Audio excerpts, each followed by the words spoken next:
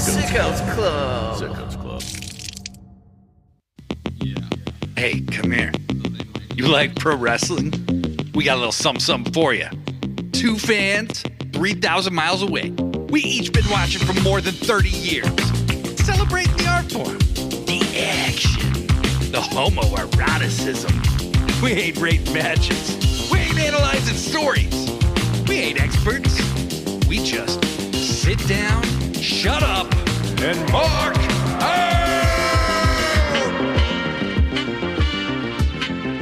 Hello, everybody, and welcome to another edition of Sit Down, Shut Up, Mark Out, a pro wrestling podcast about pro wrestling. I'm Blade Daly. I'm flying solo today, except for all these amazing people I have in the chat with me right now. Really, really happy to be here. Did kind of a shortened little baby episode last week so that I could put my focus on the new show that premiered this past Monday, which I'll talk about in a few minutes. Before we go any further, though, I just want to send huge love to Rebel, a.k.a. Tanae Brooks, who revealed today that she has terminal ALS, Lou Gehrig syndrome, on top of cancer that she's already fighting. Unbelievable. I mean, like, Rebel is one of those people that I think in the long run has been so overlooked in the beginning days of AEW. And, you know, as much as people miss Britt Baker, you can pretty much look at Britt's act from the time that Rebel joins it to the time that Rebel leaves it. Those are the times that I enjoyed her act the most. And she made such a difference with Britt. I remember they even toyed around with the idea of Britt having her own like Piper's Pit kind of segment. They did it on Dark a number of times, and her with Rebel was absolutely fucking hilarious. I thought it was so good. So it's really sad. And you know, if I can just be real with you for a minute here, over the last 6 years or so, the world's experienced so much tumult. You know, I mean, longer than that, but since the pandemic specifically, when we lost so many people, everybody knew somebody who had COVID and got really sick with it. We've all had to confront the real truth that the people in our lives mean everything to us, right? The people around us are the ones who kind of create the atmosphere around us, right?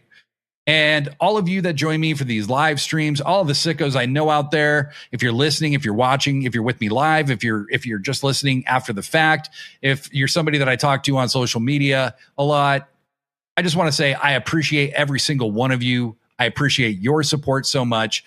We got to be there for each other. We have each other at the very least, even when things seem bleakest, we have each other. And I think all of us are sending massive appreciation and love to Rebel. So that was very sad to hear. And best of luck to her and her family, and wish her all the best. There is one person, honestly, I could do with a little less of. I don't want anything, you know, medically bad to happen to him, but just slightly less of, which is obviously Professor Degree. And unfortunately, he hosts my new podcast, Pro Wrestling Forever, which kicked off this past Monday, and was a total blast. If you haven't yet, please go check out Pro Wrestling Forever Pod on YouTube or wherever you listen to podcasts, and give us a follow and a 5-star review if you can. It does really help us in the algorithm. It boosts us up. It tells Apple Podcasts or Spotify or whoever, wherever, it tells them, hey, this is a podcast worth recommending to people when they're searching for wrestling. We don't try to fit into the algorithmic bubble the way that a lot of people do. We are not modeled to be necessarily the most searchable thing in the world. So we rely on your support as much as we possibly can. It really does mean a lot. Thank you so much. But it's not a bad podcast. Even with Degree there, it's a good podcast. So I would say you should check it out. You should check out the episode we just did. We were talking about the best, worst wrestlers. Okay. We talked about the Honky Tonk Man. We talked about Hulk Hogan. We talked about Junkyard Dog. We talked about a lot of people who got a lot of shit from dirt sheets. Lex Luger, the British Bulldog, who are actually great at a lot of things. And if you look at what people used to say about these people, Sid was another one. If you look at what people used to say about them, the scrutiny, the criticism just doesn't hold up to the test of time.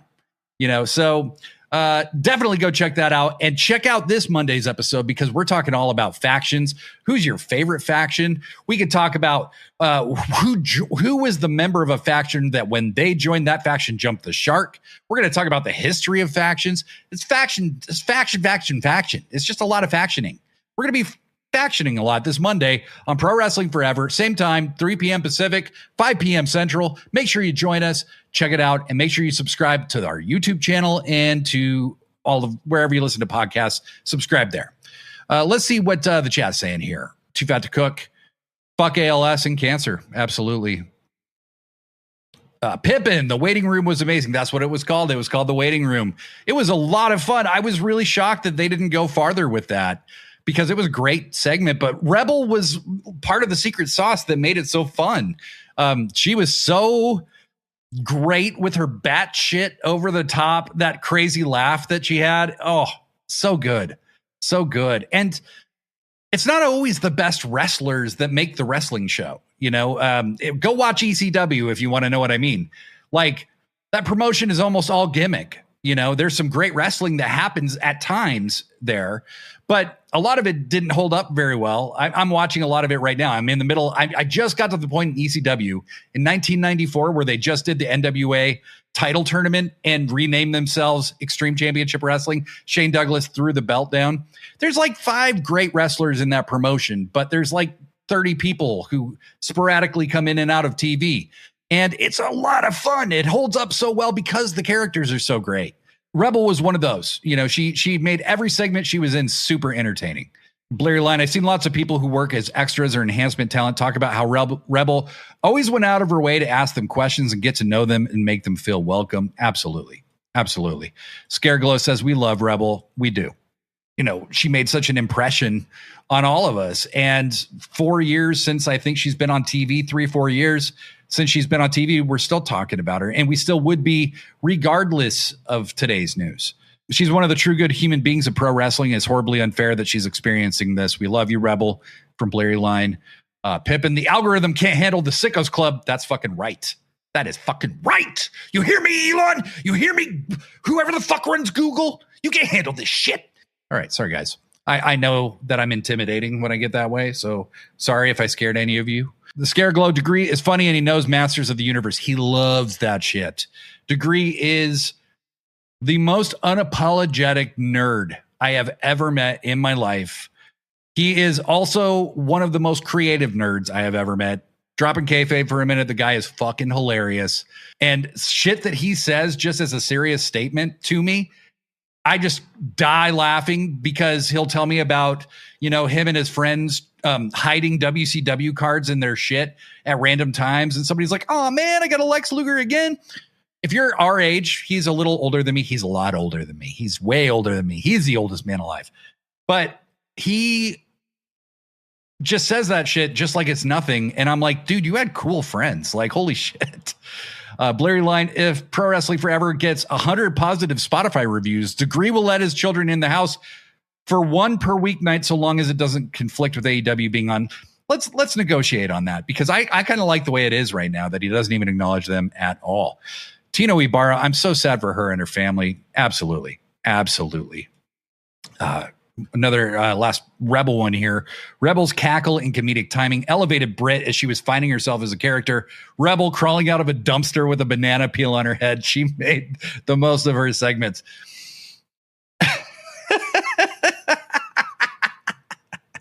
Yes, she did. Yes, she did. You know, the 2 ladies who walked out of Collision a few months ago, and Maya World and Hyan, like, stepped into their place and basically showed them what they should have done. Rebel is who we're talking about. You make the most of your minutes however you do it, you know, and Rebel did that. She could be on screen for 45 seconds and make you laugh your fucking ass off. She was so funny. So much fun. I can't say enough good things. She was a big part of the building blocks of AEW. Just huge, unheralded MVP in a lot of ways. And then fuck your mama 2 times. Man, that video of Rebel talking made me cry. Same. It's really, really sad. Really sad. But moving forward, I've brought you all here today to talk about a specific topic because I've noticed a big shift. Now, we all know I'm wrong most of the time, right? It's kind of my gimmick. Well, if streaming on YouTube has taught me anything, it's that most of you are too. So it's not just me. I'm happy to be the face of your wrongness. Don't get me wrong. It served me well. I think, you can still hide behind me and pretend you weren't wrong, or make fun of me and pretend you weren't wrong. But now that I've had you make your predictions in the chat, I know the truth. For most of my life, wrestling has followed a pretty simple story beat that's relatively predictable, right? After a while of watching, even as a kid, you can kind of see where things are going to go. And that's part of the fun, right? Is you feel like you're on the inside of what's happening. So much of wrestling, honestly, is about feeling like you kind of are on the inside of knowing what's about to happen, right? That's why dirt sheets are so successful. That's why you have fans addicted to this shit for their entire lives, way past the age people of my generation would have been told to grow out of it. I'm 46 years old, still watching this shit. But, the basic storyline development, you build some heat. The bad guys come out and get one over on the good guys. Maybe they steal a championship from a good guy, and then another good guy or the same good guy rises up through turmoil and comes back to beat up the heel, and so on and so on and so forth.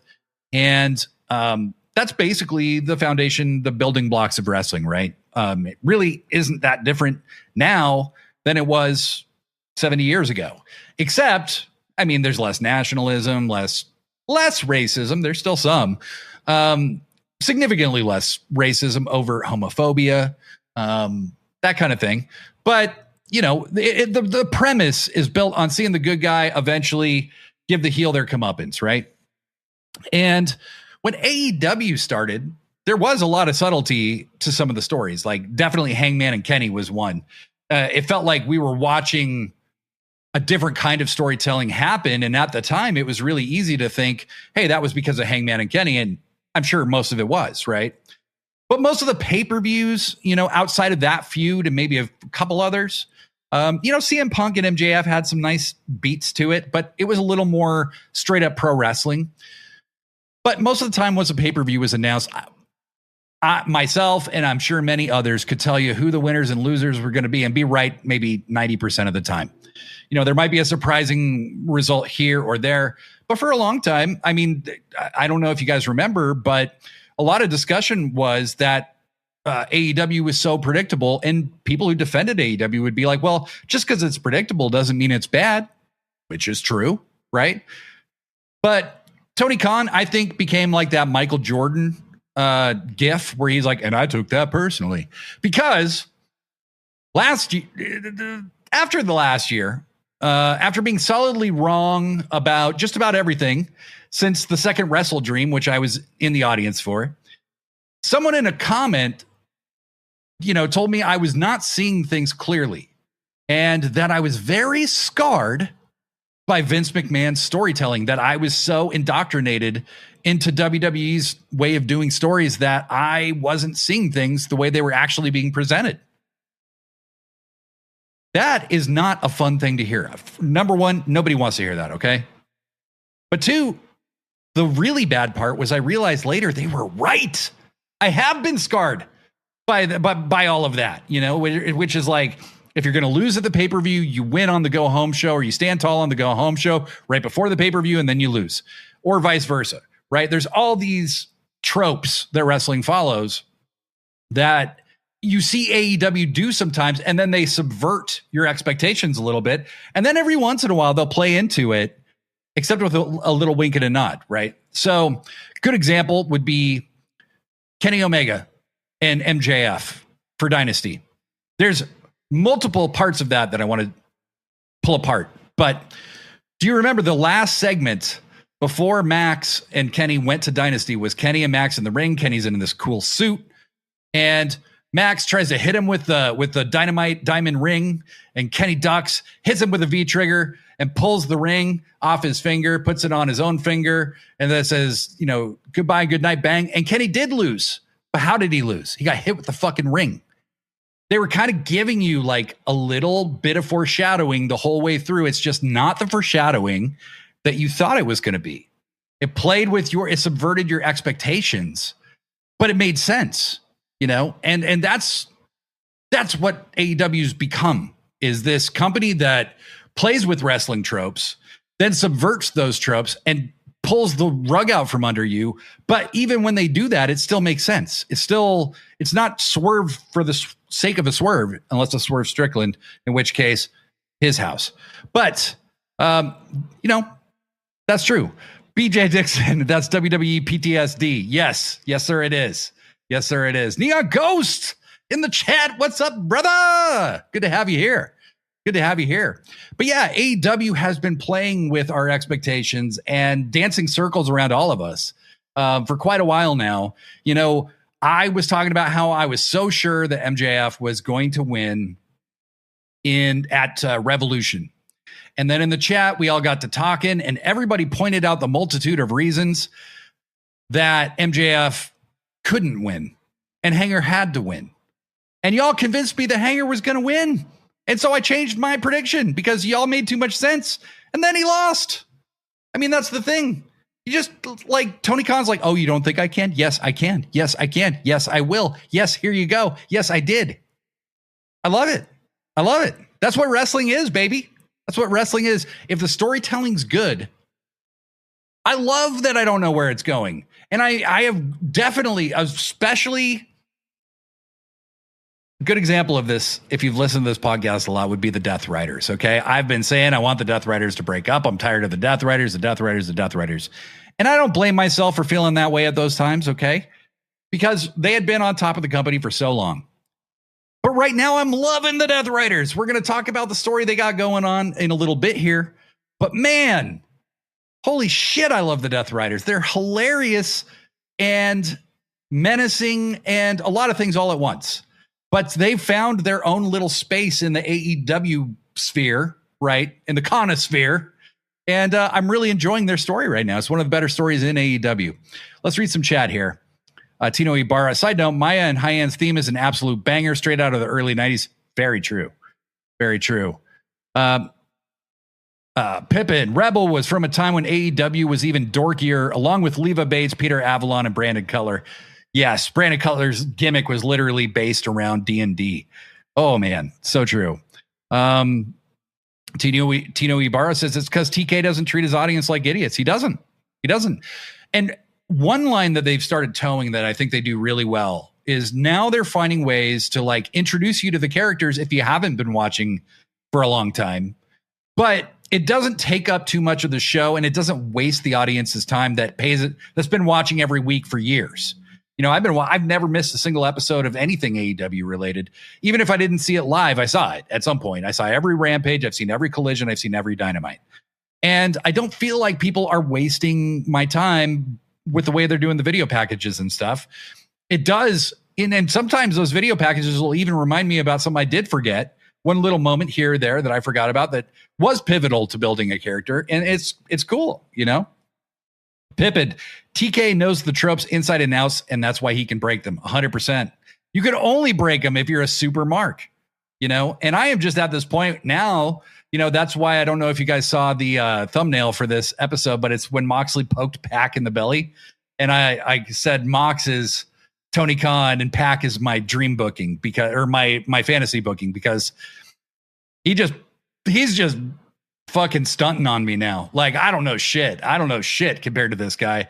And wherever he goes, like I trust him with that shit more and more all the time right now. The Scarego Glow, the critics want AEW to play by the old rules, but then how do we move forward? Things don't have to be so crusty and stale. Totally agree. And I think where wrestling, one of the reasons for this is I think a lot of people in wrestling don't acknowledge it as an art, right? They acknowledge it more as a sport.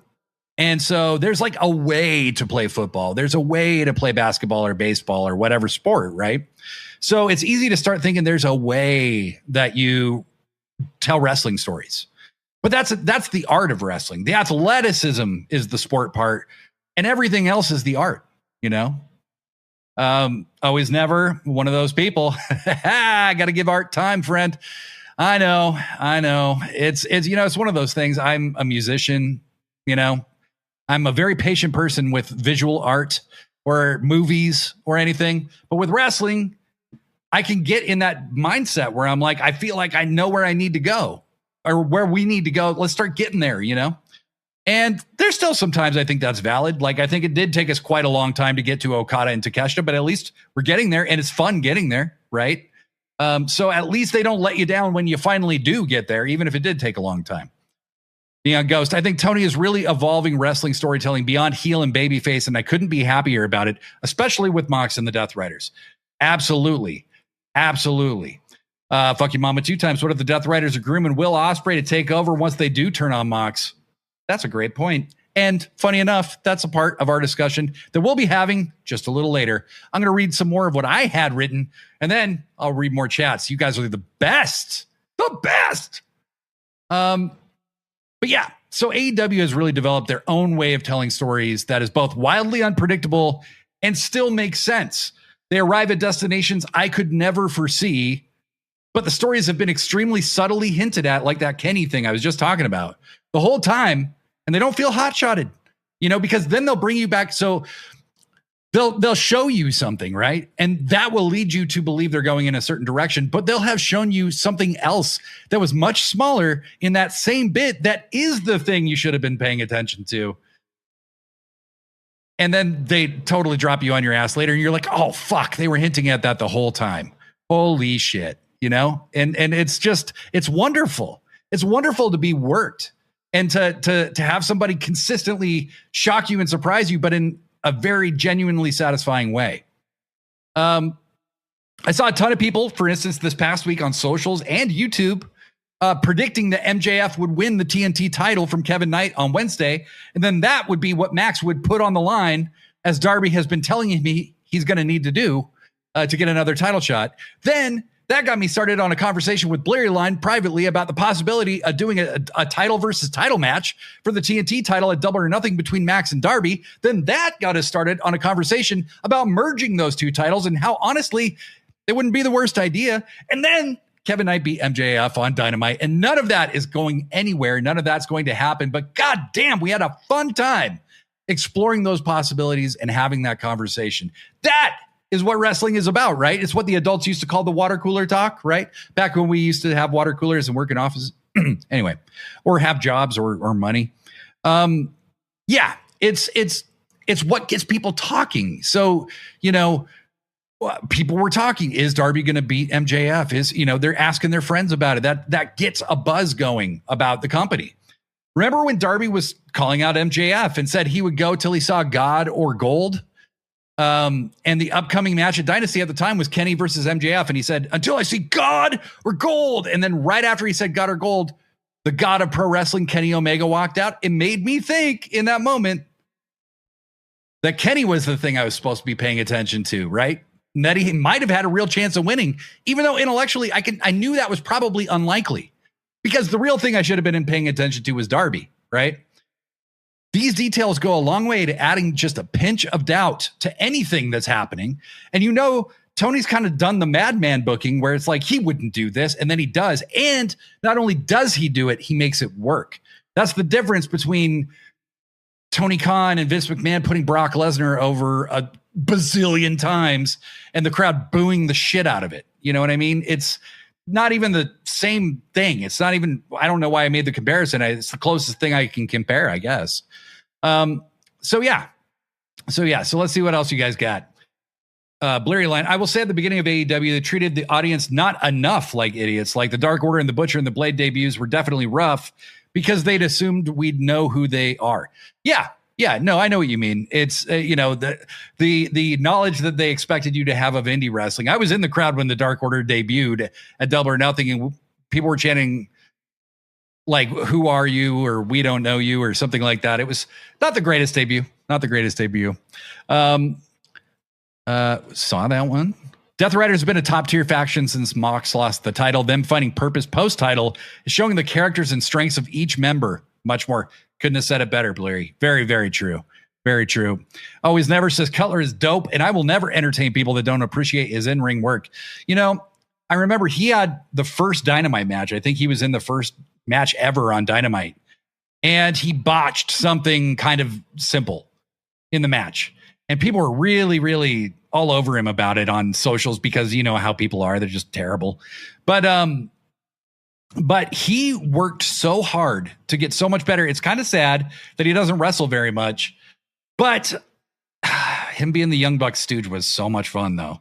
I mean, it was so much fun. When he just became the guy who got his ass kicked in place of them, that was great shit. That was great shit. Jon Moxley's face turn in the Death Riders should be studied. Yeah, it really should. Always Never. I love that TK is booking different than the outdated tropes. 100%. We got people talking about Leo Rush.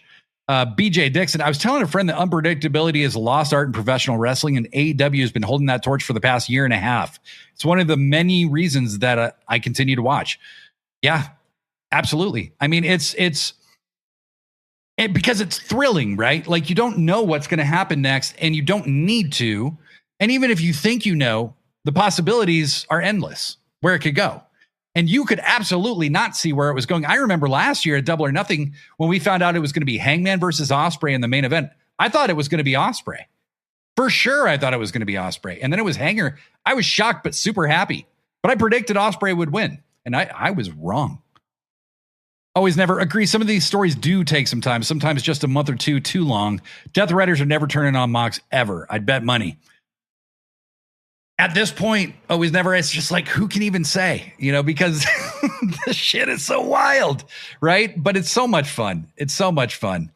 Always Never says commentary can only do so much, but man, I love live wrestling and not knowing what the fuck is going on and who I'm looking at.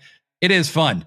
Yes. Scareglow, I love seeing Darby and the Jet hitting the low blow on MJF. Smart faces with a little gray area makes so much sense. MJF can't handle it, you know, and they really started that with Hangman, where Hangman, he'll cheat if he's been, if somebody's, you know, wrestling in bad faith, I guess you could say. He'll cheat and he'll beat them at their own game and win. And it just makes him a smart babyface that you like even more.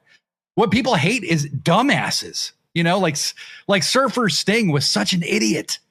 Like, I liked him. I appreciated his wrestling. Don't get me wrong.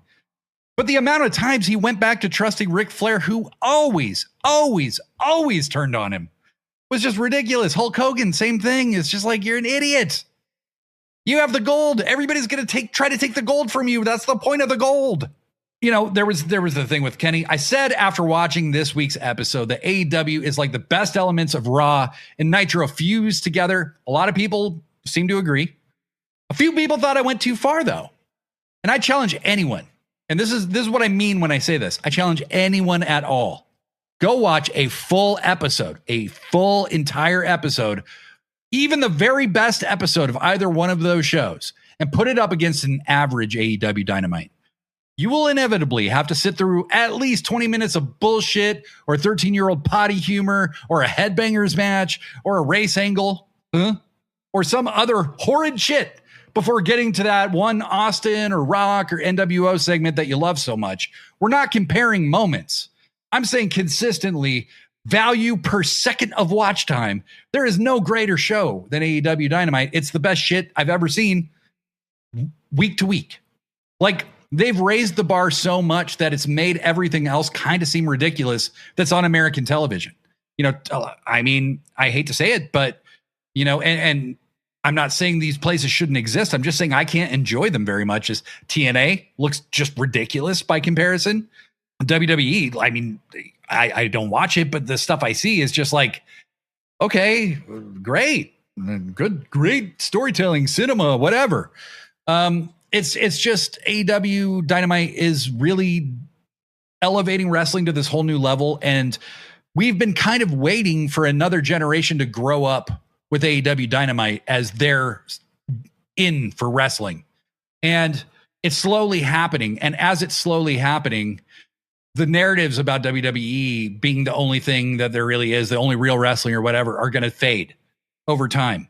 But this is what smashing a monopoly actually is. It's a lot to grind through. And I'm not saying that for us as fans. I'm saying if you're Tony Khan, if you're somebody who works for AEW, you've had to listen to people just smear you at every turn because this monopoly wants to stay a monopoly. You know what I mean? But I think Tony's made it through to the other side. We're 7 years in now. Like AEW's forever. Even if it went out of business today, people would talk about it forever from this point forward. You know what I mean? Because there's a legacy that's traceable, and you can see the change in wrestling from the minute AEW started to now. Anyway, Tino Ibarra should never trust Ric Flair either in kayfabe or in real life. Nuclear Vessels X. I tried rewatching Late Stage Attitude Era. It was terrible. Yeah, it's really pretty horrible. The bad parts are so bad that the good parts are almost, for instance, I would rather watch the Best of Stone Cold DVD set than watch a Raw. Like, I don't need to see all that. Like, it's not that good. Like Mark Henry and Mae Young. I got to watch that. Are you serious? I got to watch that. A lot of the Undertaker stuff is terrible. It's just god awful. The way women are treated on those shows, horrific. So, I mean, really. Always never, even with most of the women's matches being in Collision instead of Dynamite, women's wrestling alone makes AEW better. The reason I left the Fed behind in 2006 for TNA Knockouts. Interesting. Okay. I know that TNA Knockouts was a point I wasn't watching, to be fair, but I know TNA was hugely influential on what WWE eventually brought in with the women's division because it got so popular. So that's a really interesting perspective to get. And we're going to talk a little more about the AEW women's division today, too. Blurry Line, trying to watch WWE after only watching AEW makes it feel like you've been set back a few years of school. It really does.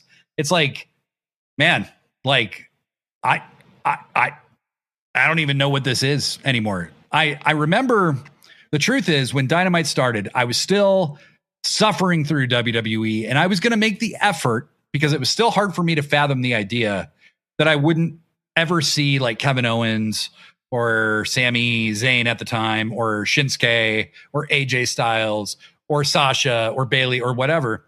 I was going to try to watch all of it. I'm not shitting you. After 2 weeks, I gave up on WWE entirely. I was like, I like this shit so much. I don't care. I do not care. Tino Ibarra, there's deaf kids now that AEW is their gateway to wrestling. Yeah. And that's what will change history, they're not going to be having these same arguments, like, and there's going to be kids that go, well, yeah, my dad still likes WWE, but I think it's lame. AEW rules, that kind of stuff.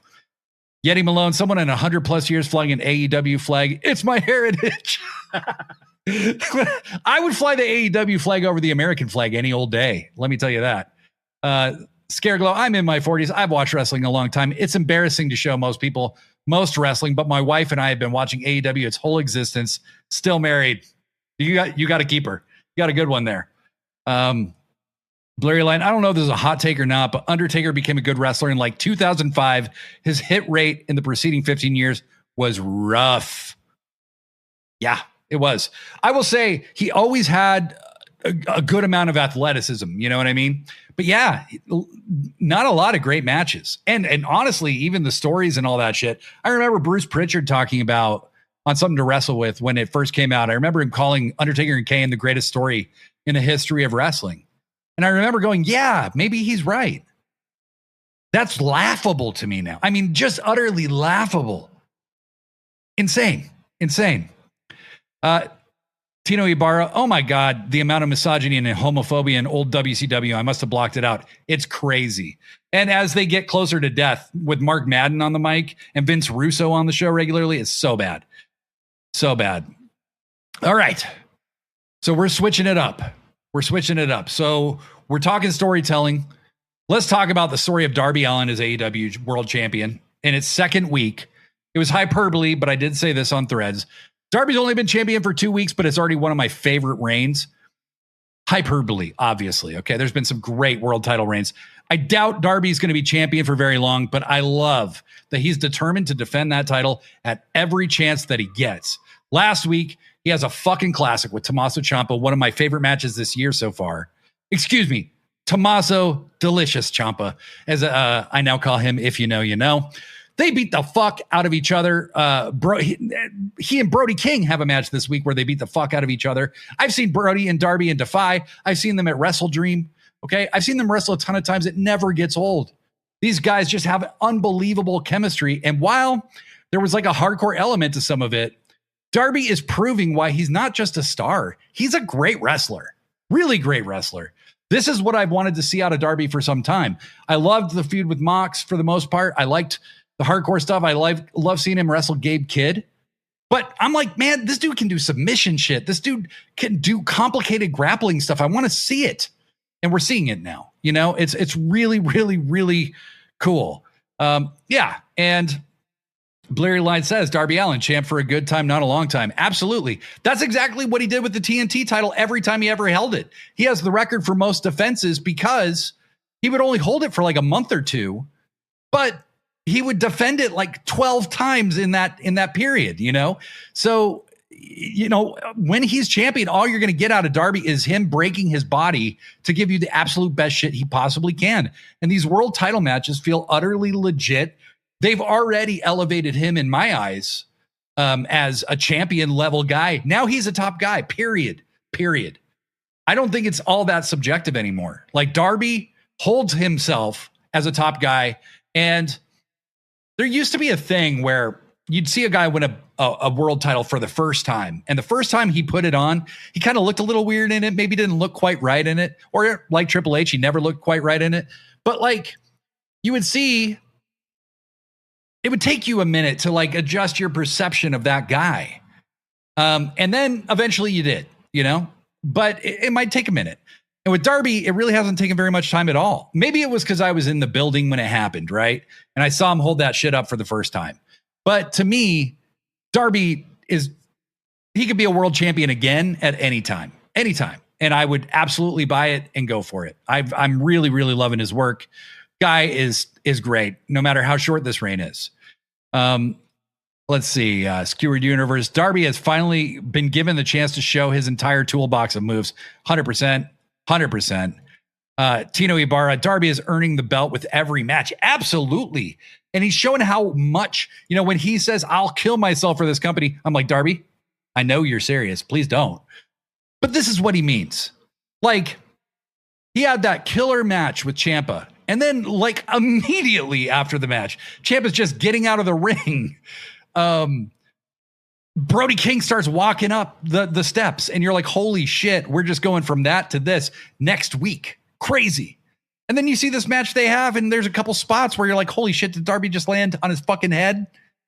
And then he's up and holding the title up, and Kevin Knight's watching from the stands, and you know they're going to do it again next week. This man is incredible. Incredible. I hope he can walk in 10 years. Darby, you better not be bullshitting me. I hope you know what you're doing, man, because you're damn good at it, buddy. Skewered Universe. Darby and Orange Cassidy are the workhorse champions willing to defend their titles until their bodies give out. Totally true. Always never. Darby's mic skills are so great, and I love that he's not just surviving matches. He's outsmarting motherfuckers. So dope. Couldn't agree more. He had this spot with Ciampa where Ciampa had been throwing him all over the place. And finally, Ciampa throws him to the turnbuckle. Darby like jumps up on the turnbuckle. Ciampa falls to his back to like duck whatever Darby's going to do. And then Darby hesitates and then just stomps Ciampa off the turnbuckle. It was so smart. He's been doing a lot of that in these last two matches. And you see that there's a lot of great psychology to what Darby's doing. It's not just about doing crazy shit. There's a lot going on in there. And I think he's absolutely killing it. Nuclear Wessels X. Darby is a fighting champion, but what is next? I think what's next is him probably going to the pay-per-view and losing it, probably to Max. That's my guess.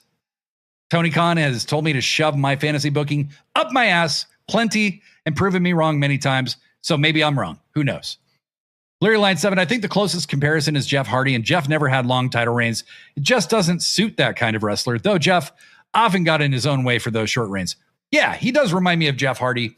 I think Darby, theoretically, I think Darby could be champion for a summer or whatever. I don't think he will be this summer, but I could see him conceivably being champion for 3 or 4 months at a time if they wanted to go that route with him. unlike Jeff, the one difference I see with Darby is more killer instinct. Jeff is in no way am I trying to talk down Jeff Hardy, but Jeff isn't a guy who has a ton of psychology to the way he works. His moves don't look that brutal. They're kind of show-offy, gymnastic-looking things that you wouldn't ever do to anybody, and they don't look like they hurt, really. And I'm sorry, but that's just, he's not my guy. Jeff as a singles has never been my guy. Like the Hardy Boys, I love. But Jeff as a singles guy I never got it. I never got why he was ever a world champion, to be honest with you. And I know a lot of other people will feel differently, but that's just my take. But I do see a lot of similarities between Darby and Jeff, and I loved that they had that one singles match with each other. That was super cool. Tino Ibarra, he and Kevin Knight are going to tear the house down. Yeah, and they're going to call back to that C2 match where Kevin beat Darby. Oh, so good. Kevin is just on a rocket to the top right now. It is crazy watching it happen.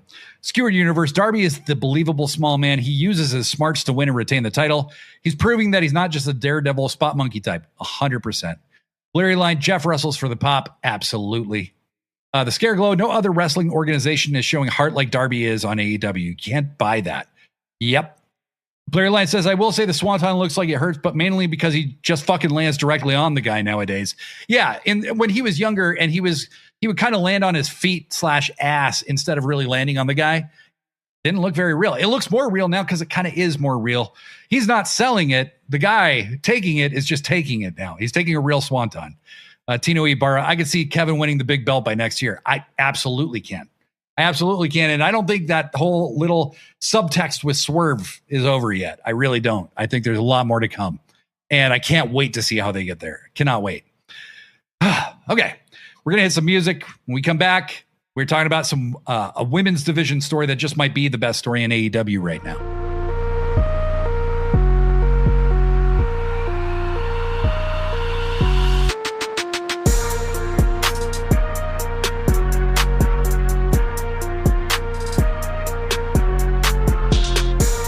All right, we're back. And now we're switching gears just a little bit because we are talking about the one and only Hikaru Shida and how her story might be the best one they're telling in AEW right now. When she came back and wrestled the match with Willow, I was very excited because I am a huge Shida fan, but I thought, is this a one-off? Even when she's in the company full time, she's not always been featured regularly and not always used to maximum effect. And that's a sad truth, right? I don't know why that is. I'm not going to pretend I understand the dynamic there, but it's just always been the truth. But in this run, she's been on TV every week. She's usually on Dynamite, but she's been on Collision too. Her sowing the seeds between Harley and Chris Statlander, fantastic. Okay. Her trying to be this manipulator who's very disingenuously praising people and then very to the point about her hatred of Harley because she doesn't see her as a real wrestler. Fantastic.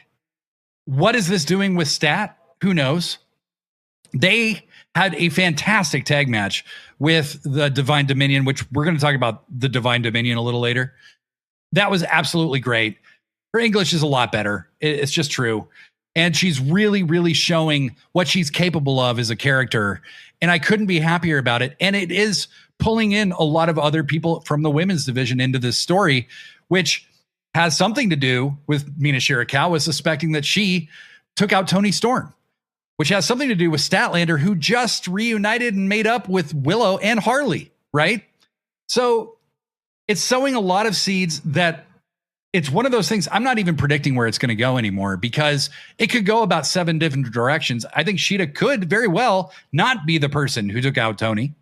Okay. But I could also see her being the person who took out Toni, right? She would have very justifiable reasons as a heel. I love justified heels. She would have great reason for doing so. And I'm just having a blast with it. It's so much fun seeing her use her acting chops. And I got to say right now, Shida and Tekla are doing a lot of the work to carry the women's division right now. And they're both crushing it. You know, I think Tony,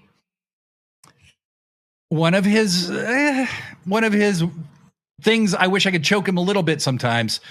Without established minute-by-minute rating stars, sometimes the women get pushed back. I think losing Toni Storm and Mercedes Moné at the same time has affected the way the women have been featured recently. And I don't approve of it because I think this division is so deep. All you need to do is expose these fans to these women more, and they're going to become huge stars themselves. I think Shida, just when I thought maybe her run on top was over, is showing me she could have a whole nother one, you're seeing the potential of Amina Shirakawa right now. You're seeing the potential, Harley Cameron has always felt like she could be a top star at any minute. Chris Statlander is looking fantastic and is as an actual story to sink her teeth into a little more. I felt like her title run was good, but maybe exposed that she didn't have necessarily a completely clear direction as the what was that called? The Cosmic Killer didn't necessarily have a clear-cut direction, which I think is becoming a little more clear-cut now. And I like it. I like it a lot more. See what you guys think. Blurry Line 7, she's showing the signs of someone who killed Toni Storm, even if I don't think it's actually her. Yes, exactly. I love it. I love it. They're subverting our expectations. They're playing with our expectations. It's amazing. Skewer Universe, Shida could have been on TV this much. Shida should have been on TV this much from the jump. She's just so good from promos to in-ring work. Agreed. Always never. I love this story with Shida. Tino Ibarra. Shida came back and immediately became a major player again. Not everyone could do that. And good, I will give him some credit. Good on Tony Khan for going, you know what? We're going to run with Shida. Like, she's back. She's not going to come back and do a surprise pop match with Willow, lose, and then fade to the background. We're going to run with her. Love it. Skewered, AEW has been good at intertwining the men's storylines, and it's about time they do the same with the women. Yes. Sometimes I enjoy the women a lot more than the men. Fuck yeah. The women's division is so fucking good.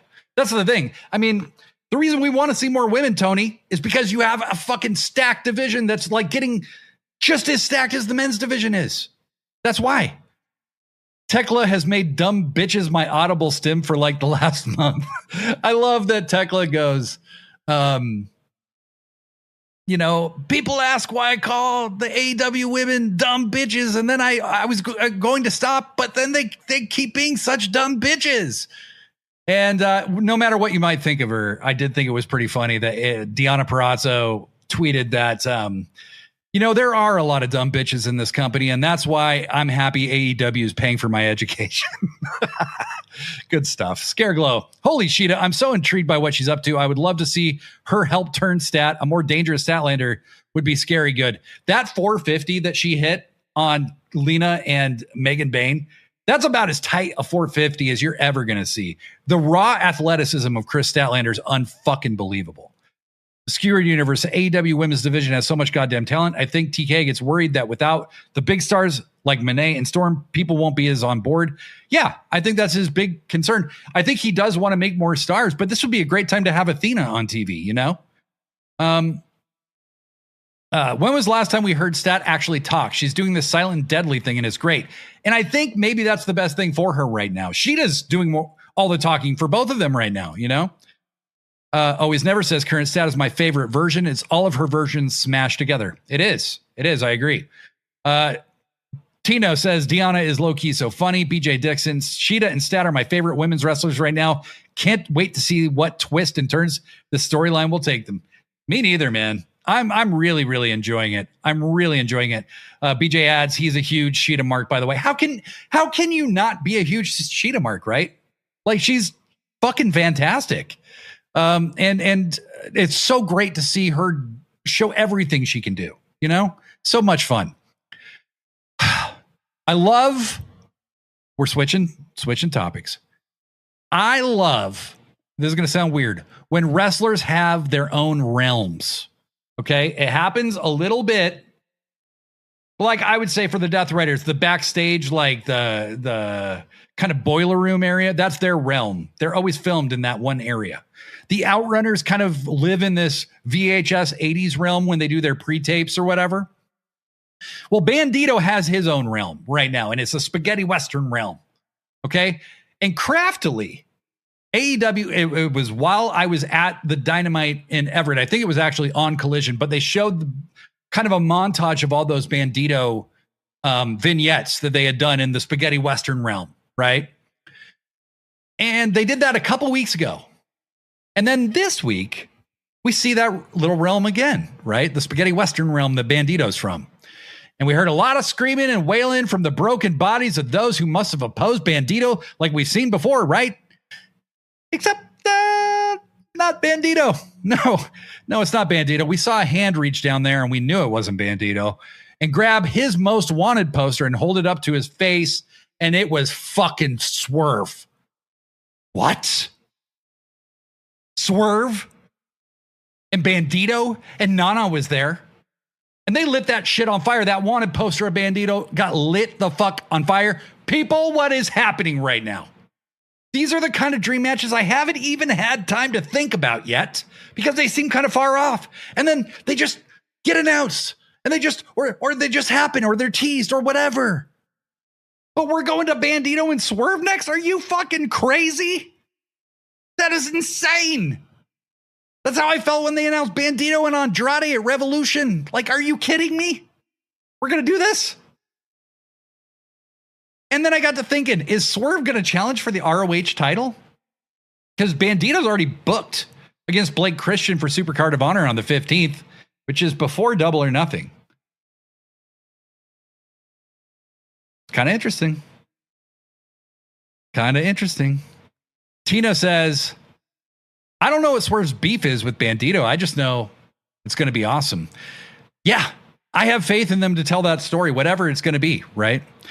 But that's my question. So is it possible that Swerve fucks with Bandido at Supercard of Honor and costs him the title to Blake Christian so that Bandido can be full-time AEW? Because I just don't see Swerve winning the ROH title and wrestling in ROH. You know what I mean? Unless there's huge plans for ROH that we just don't know about. But I could see Swerve fucking over Bandido. You know, and it's kind of an easy story to tell because Swerve came to reclaim his spot as world champion, right? And then Kenny beat him. And Swerve is going to get resentful of the people climbing the ladder who he feels might be in front of him. And he's going to have to show that they're not in front of him because he's still Swerve Strickland. I don't even care about the outcome of the match. I just want to see it because these two could do insane shit with each other. Insane shit. Let's see. Skewered Universe, Swerve and Bandido in a match that I don't know what the rest of that was going to be. The Scare Glow. Is there an actual bounty on Bandido? Yes. I'm looking at the signed most wanted poster I have. It's $100,000 reward. Maybe that's what he's looking for. We read that one. Also, Bandido has the ROH title, and obviously Nana has huge ties to ROH. That's interesting. And the embassy towel? That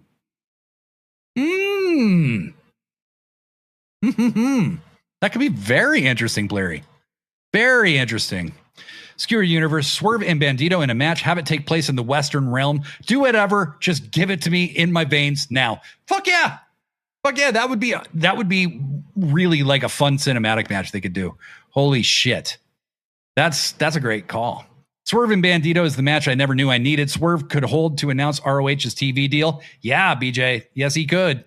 Yes, he could. Tino says, I think Athena may be losing the belt at Supercard of Honor, and hopefully we get her in AEW more after that. I think so. Whatever they've been holding off on bringing her up for, the time is come and gone. Like whatever good she can do for ROH, she's already done.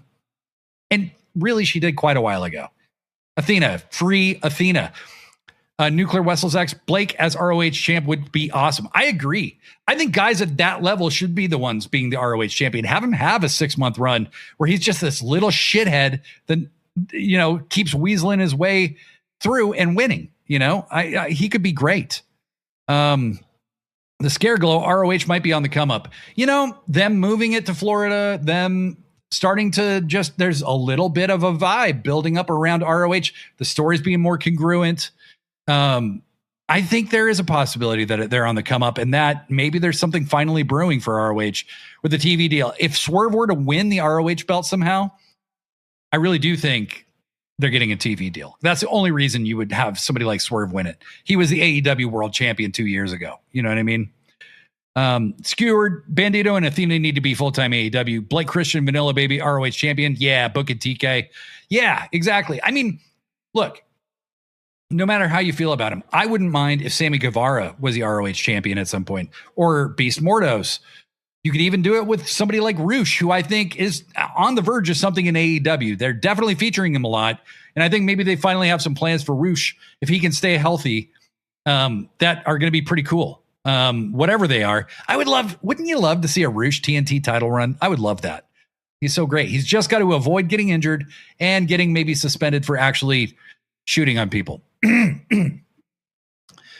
Next topic. Even though we still need more women's matches in AEW, I want to take this moment to applaud the use of the women's tag titles. So, like I said, something that's made me a little less happy has been the foot coming off the gas of the women's division since Tony and Mercedes have been gone.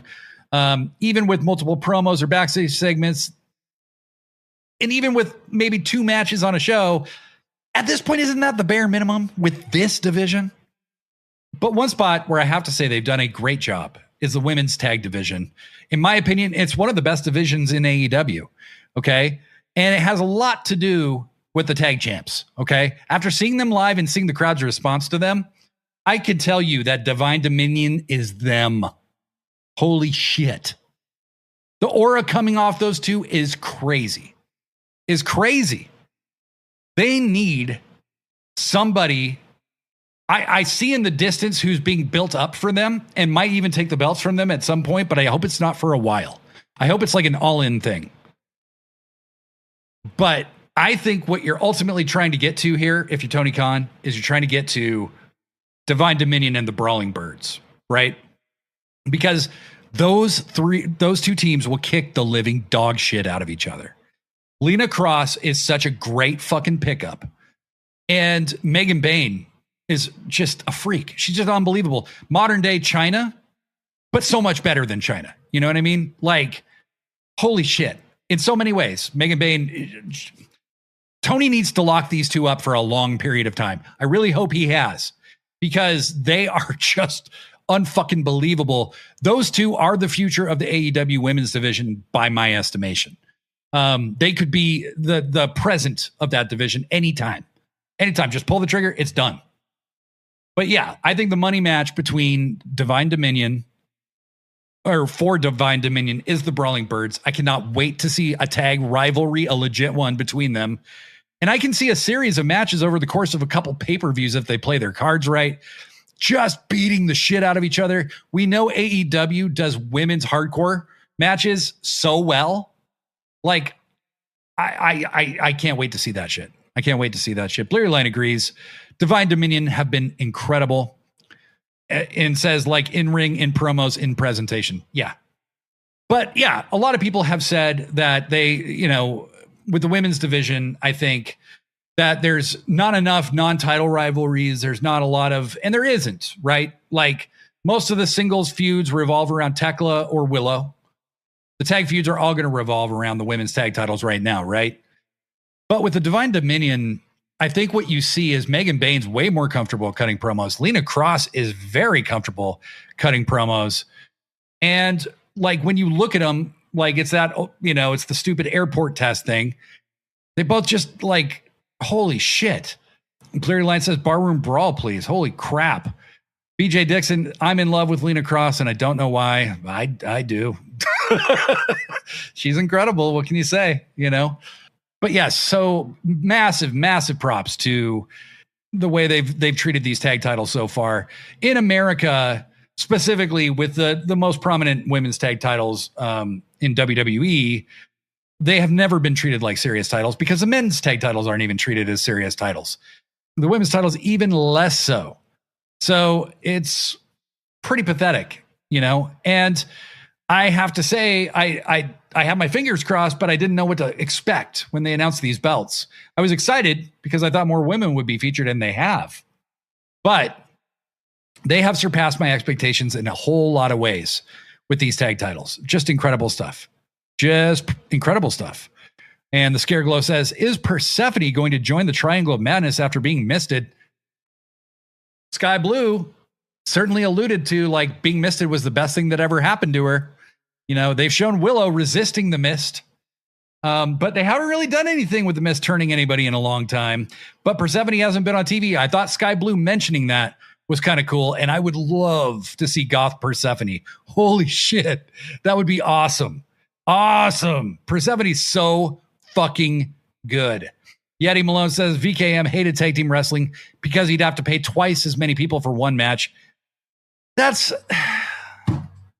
so often when you hear old wrestlers or old promoters or whatever say shit like that. It's like, you guys are only thinking in the short term. You're only thinking about the inconvenience it's causing you, instead of, if I give the fans exactly what they want, more of them will come to the shows, buy merch, and pay for the product. It's such short-term, small-time thinking.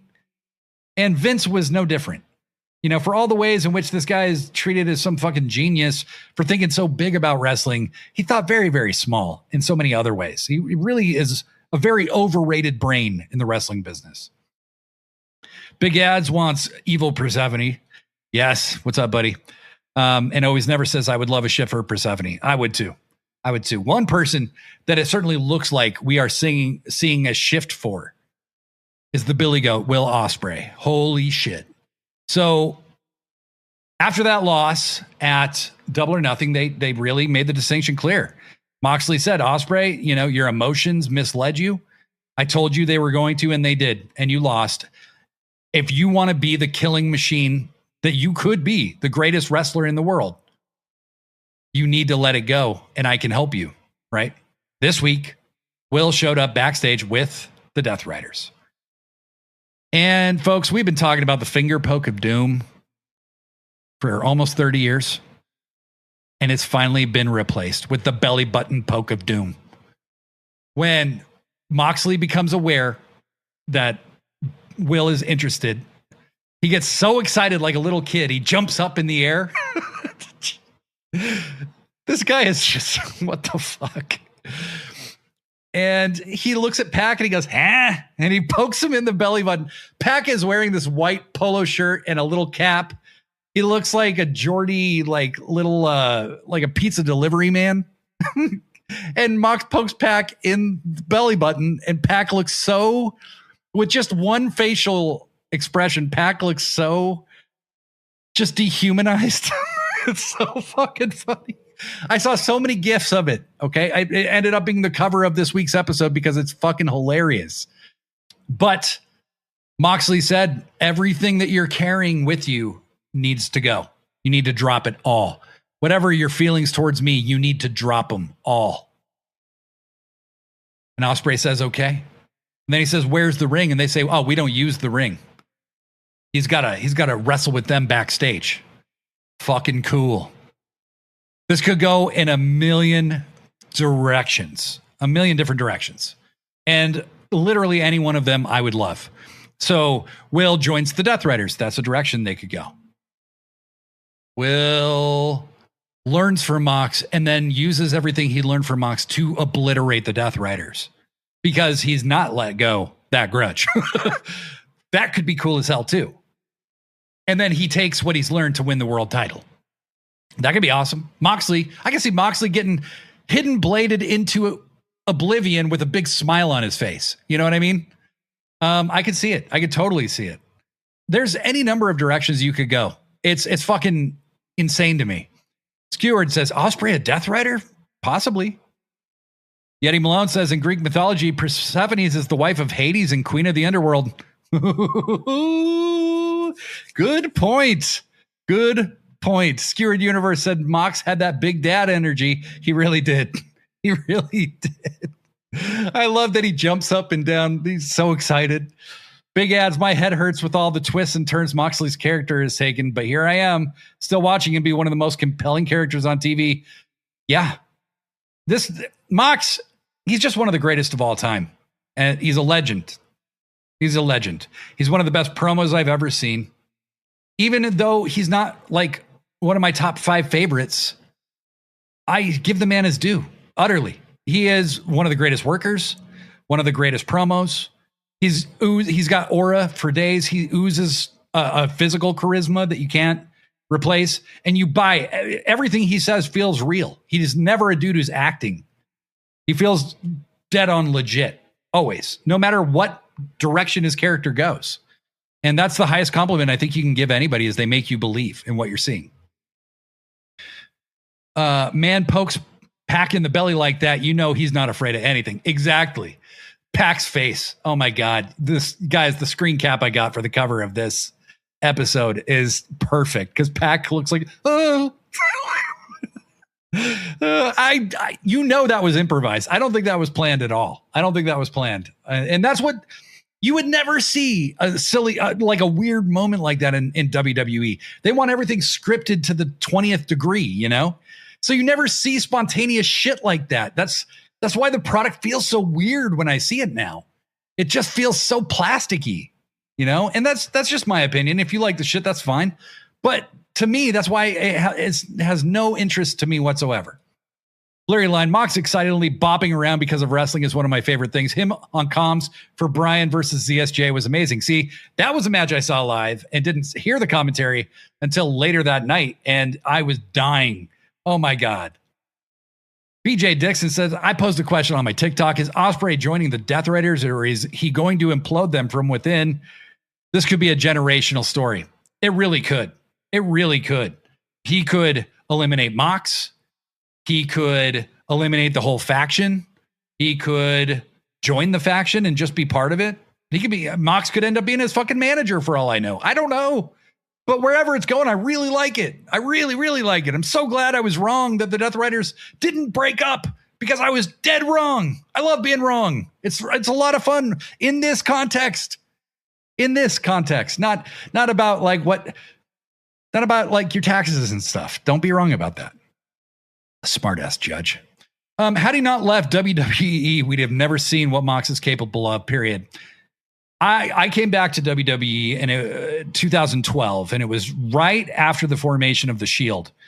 And Dean Ambrose really stood out to me as the guy who felt most like he should be like a heel, but as the guy who like had a sense of not purpose, but like, I mean purpose, but like a sense of like Seth and Roman seemed like dudes who were young guys who didn't really know what the fuck they were doing yet as characters. And Mox was the guy providing all the direction. He was the general, you know what I mean? And I liked, the whole time I watched WWE, I liked Mox a lot, liked Dean Ambrose, but I always felt like they screwed him. They just never let him do what you knew he was capable of. But even I did not know he was capable of what he does now. I remember seeing him in the G1 and just being blown away that this guy was the same guy. I remember seeing him in that death match with Kenny at Full Gear in 2019 and going like, holy fucking shit. Kenny showed me a lot then too, obviously. But you just knew this was just the tip of the fucking iceberg. And with all of it, with AEW, with Mox, with Kenny, with all of it, that's been true. That's been absolutely true. Blurry line with the best comparison. Pac looks like a big snarling dog who just got booped and is now angry but confused. Yeah, exactly. He got emasculated. The Scareglow Moxley has said recently he will not go in a direction that WWE would. It's so refreshing. It gives me so much faith in his decisions. 100%. Blurry line. Also, we need to think about the proxy wars involved with this. Death Riders are allied with the Dogs, who are Bullet Club. Mox is part of United, Will is part of United Empire, who went to a literal career-ending war with Bullet Club War Dogs. Yeah, exactly. I've been thinking about that too. And plus, the United Empire looks like they're about to fucking turn on Will at any moment. There's a lot up in the air right now. A lot. Watch out for Forbidden Door. Something big's going to happen at Forbidden Door, I think. Skewered Universe, I was a huge fan of him in WWE, but goddamn, I wanted them to let him off the corporate leash. Mox has thrived being given freedom. Cody had freedom and yearned for the WWE handcuffs. I mean, yeah, I know. Final destination in the house, brother. What up? Person, I shouldn't assume gender, sorry. Blurry Line 7, expecting Will to play nice with someone like Gabe Kidd is going to be a huge conflict point. Dogs are going to remember that Ospreay ended Coughlin's career. God damn it. It's all so good. It's also good, guys. It's also good. And this has been a great episode of this fucking show. Thank you all so fucking much. I'm so happy to share this time with you all. Make sure you follow us on YouTube. Make sure you subscribe to us on YouTube, okay? Click the little ding-a-ling so that you get notified every time that we go live or have a new video up. There's always more. Make sure that you leave us a 5-star review on whatever podcast platforms you listen to. I got a little more chat, so I'm not going to wrap it up yet. Scareglow, corporate wrestling is absolute trash. And you know what's funny about that, Scareglow? By any definition, AEW is corporate too. It's just they don't act that way. They don't act like a corporate wrestling thing. You know what I mean? But they've got so much money behind them, you know? Final Destination, you think Will is going to turn heel? I don't know. I don't think he's going to turn heel per se. I could see him becoming more of like a Moxley tweener. Or I could see him turning on the Death Riders and being Will Ospreay and being that guy that he always has been. So many seeds planted. Big ads. UE needs to show they don't need Will, and Will seems to be using UE as the only reason not to go all in with Death Riders. It's a pretty loaded situation that promises to result in crime. Yes. Big ads. Classic Blade wanting you to play with this dingling. Hey, now. It's true, but hey, now. Skewered, if you're not supporting this show, what's wrong with you? Thank you. Player Line 7, I would love an Alex Coughlin appearance during this feud as someone to really sell the violence and bad blood between everyone involved. And you tell more of the dog story too, you know, because there is people who watch AEW who never watch New Japan. So, you know, Gabe and David Finlay and Clark are still like, who the hell are these guys? They're still figuring out that part of the storytelling. The doctor said I can't click the dingling anymore because it might fall off. Doctor, eh? Interesting. Blurry Line, obviously non-wrestling role, sadly. Yeah, Alex Coughlin is not going to wrestle anymore. It's what a shame. He was really good, too. All right. So, yes, once again, make sure you follow Sit Down, Shut Up, Mark Out on YouTube. Make sure you follow Pro Wrestling Forever on YouTube. That's Pro Wrestling Forever Pod. We just did our debut episode this past Monday. This Monday, we're going to be talking about factions. I want to know, who's your favorite faction? What member joined a faction and killed it for you when it totally jumped the shark? What are some of the best faction wars that you've ever seen? Like, it wasn't even a very good war, but like, remember when the Shield and the Wyatts came face to face for the first time and the crowd response? That was something else, right? That should have been so much better, but unfortunately it was WWE telling the story. But I want to know everything that you think about it. I'm going to tell you what I think the history of factions in wrestling is. I'm going to be doing some research this weekend. We're going to have a very good goddamn time. Hornswoggle is going to feature on this list. Surely he joined like every faction. It's true. He did. He even joined the McMahons at one point. Are they a faction? They're a faction. All right, guys. Well, until next time, I'm Blade Daly. Pro Wrestling Forever.